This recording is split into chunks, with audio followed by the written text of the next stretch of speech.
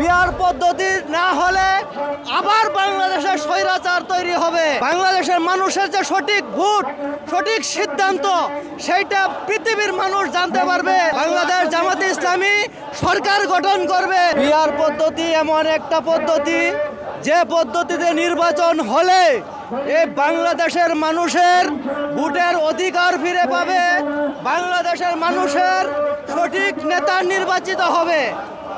অবশ্যই জরুরি। বিহার পদ্ধতি না হলে আবার বাংলাদেশের স্বৈরাচার তৈরি হবে।